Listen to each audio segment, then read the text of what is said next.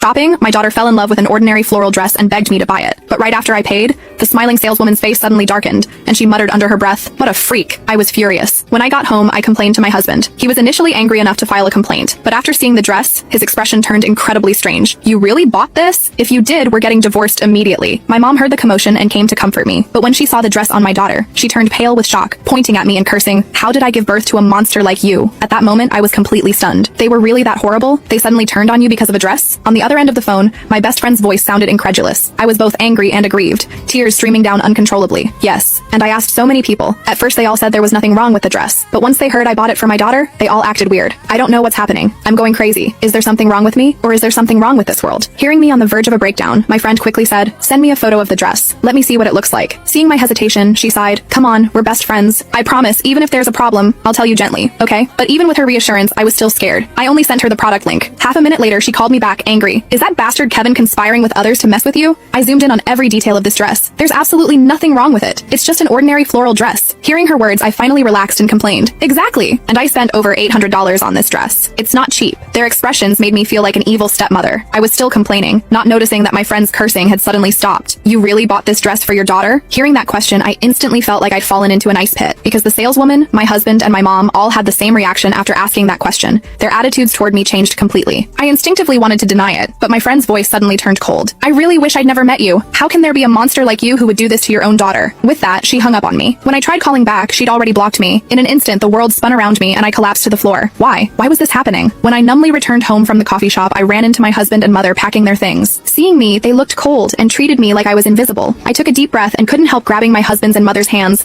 pleading desperately, "Honey, Mom, even if I did something wrong, please just tell me what it is. I really don't understand why everyone's attitude toward me changed because of a dress. Even you, the people closest to me in this world, are treating me this way. I'm begging you, at least give me an answer before you go, okay?" My husband ignored me, coldly shaking off my hand. He tried hard to suppress his anger, but after my repeated pestering, he grabbed my throat and slammed me against the wall, looking like he wanted to strangle me. And my mother, who used to love me most, just watched coldly, not saying a single word in my defense. Only when I was nearly suffocating did my husband suddenly release me, throwing me to the floor like garbage. The way he looked at me, like I was disgusting. "Lily, do you really not understand, or are you just pretending? I think you're rotten to the core. After all, even the most evil people understand that tigers don't eat their cubs. But you don't deserve to be human." My throat felt like it was about to break. But hearing the person I once loved most accuse me like this, I couldn't help defending myself. "Kevin, that's enough. It's just a floral dress. Fine. I'll never buy my daughter dresses again, okay? I really don't understand. Do you have someone else? Are you deliberately setting me up to make me have a mental breakdown?" I spoke without thinking, desperate and helpless. But my husband just sneered contemptuously. "Lily, even if I wanted to harm you, could I really mobilize the entire world to do it? You're the one with a filthy mind,